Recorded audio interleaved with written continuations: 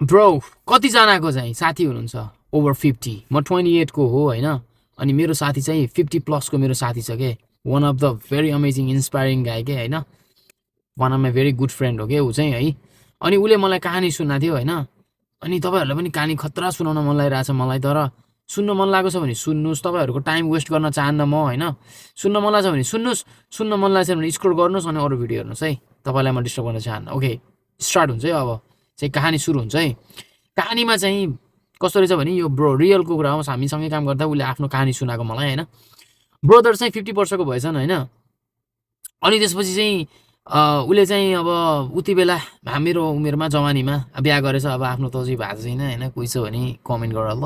Okay उसले चाहिँ बिहा गरेछ होइन, अनि उसले बिहा गरेछ, इन्डियन हो होइन, उसले बिहा गरेछ तर खतरा ह्यान्डसम मान्छे होइन, बिहा गरेछ, बिहा गरिसकेपछि उसले चाहिँ उसलाई युरोप जाने खतरा रहर के, म विदेशमा छु होइन, उसले पनि अब दुबईमा छु म होइन, दुबईमा उसले काम गरेको पनि लगभग 25-26 वर्ष भएछ कन्टिन्यू काम गरेको होइन।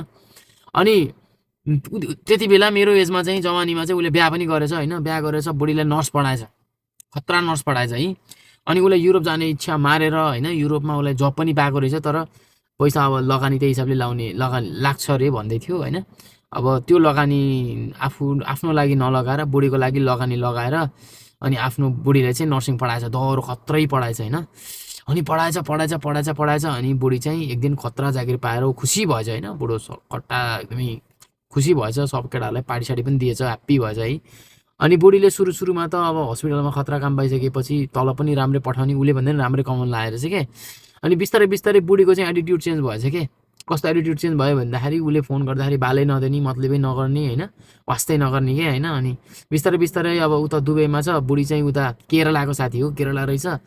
अनि त्यसपछि फोन गर्दा नउठाउने, अनि एक दिन चाहिँ के गरेछ सोल्टी भनेर झुक्काएर गएछ कि केरला, नभनिकन कि केही पनि नभनिकन, कचाङ कुचाङ अलिअलि कुरा हुन्थ्यो अरे, अनि नभनिकन ऊ गएछ, जाँदा त नजारा खतरा नजारा देखेछ कि। नजारा के देखेछ भन्दाखेरि चाहिँ ऊ चाहिँ अर्को केटासित लागेर रहेछ कि, सँगै काम गर्ने डक्टर रहेछ कि डक्टर। अनि उसको मन चाहिँ छिया भएर अनि आत्महत्या गर्न पनि कोसिस गरेछ होइन। अनि त्यही पनि परिवारहरूले सम्झाएर ऊ चाहिँ धेरै वर्षपछि रिकभर भएछ। अब त्यसले त्यो उसको अब बुढी चाहिँ पहिला गएछ होइन त्यो डक्टरसँग, अनि तिनीहरू दुईजनाको छोरा रहेछ, फेरि छोरा चाहिँ अब ऊ उसको बुढीसँगै गएछ, केही भएर ठिक छ ओके। अनि केही समयपछि उसले फेरि अर्को बिहा गरेछ होइन, अर्को बिहा गरेछ, तर अर्को बिहा चाहिँ गोठैसित उठाएछ क्या सुल्टीले। अनि गोठैसित उठाउँदाखेरि त्यसमा एउटा छोरा रहेछ। अनि उसलाई त्यति बेला पनि युरोप जान मन लाग्यो, तर अब परिवार फेरि ठुलो भयो नि त। अनि उसले पनि फेरि पनि बच्चा पाएछ, दुईवटा छोराहरू भएछन् फेरि, एउटा बुढीपट्टिको छोरा, एउटा आफ्नोपट्टिको छोरा, अनि एउटा बुढी, अनि आफू, 4जना भएछन् टोटल। अनि 4जना भएपछि उसले मेहनत गरेछ, अब बुढो हुँदै गयो, मेहनत गरेछ लुवात्तै ठुला छोरा भएपछि पनि त्यसको बुढी चाहिँ पहिला गएछ। अब उसले भन्छ अब मेरो दुर्भाग्य यस्तै हो भन्छ कि होइन, उसको दुर्भाग्य। अनि त्यो बुढी पनि पहिला गएछ। अब दुईवटा छोरा रहे, दुईवटा छोरा मध्ये बुढी चाहिँको छोरा सँगै गएछ, आफ्नो छोरा चाहिँ गाँजा साजा खाने भौनी होइन, पढ्न पनि नपढ्ने, बालाई नटेर्ने होइन, अब आफ्नै दुनियाँमा छ संसार होइन।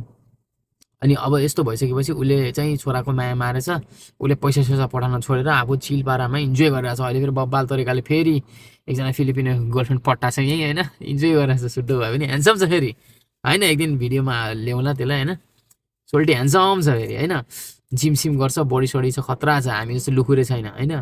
अनि त्यसले भन्छ कि जिन्दगीमा पनि के भन्छ भने उसले जिन्दगीमा कहिले पनि अरूको लागि सेक्रिफाई नगर्ने, बलिदान नदिने होइन, आफ्नो मनमा के छ कहिले पनि नत्याग्ने गरे के होइन, आफूलाई पनि नमार्ने, आफ्नो परिवारलाई पनि नमार्ने, मिलाएर जाने भनेर भन्ने कुरा उसले गर्यो। हुन पनि हो, मलाई पनि त्यस्तै लाग्छ होइन।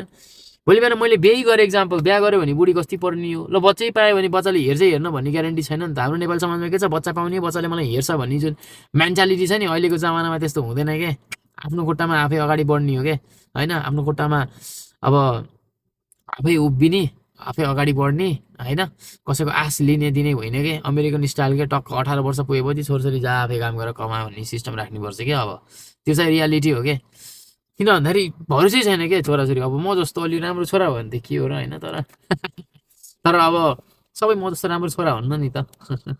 त्यस कारणले गर्दाखेरि चाहिँ कसैको भरोसा नगर्ने, आफूलाई के गर्न मन लाग्छ, के खानु मन लाग्छ, कहाँ जान मन लाग्छ, कुन पार्टीलाई भोट हाल्न मन छ त्यही पार्टीमा भोट हाल्ने।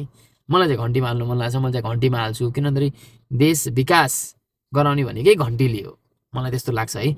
त्यस कारणले गर्दाखेरि घन्टीमा धेरै उपायहरू छ, पुरानो पार्टीबाट चाहिँ भएन होइन, धेरै वर्षसम्म हेरियो, अब चाहिँ घन्टीले हाल्नुपर्छ भनेर मेरो एउटा इच्छा चाहिँ घन्टीमा भोट हाल्ने हो। त्यही भएर सकेसम्म घन्टीलाई चाहिँ भोट हाल्ने छु। तपाईँहरूले चाहिँ केमा भोट हाल्नुहुन्छ कमेन्टमा चाहिँ जानकारी दिनु होला है। धन्यवाद, थ्याङ्क यू।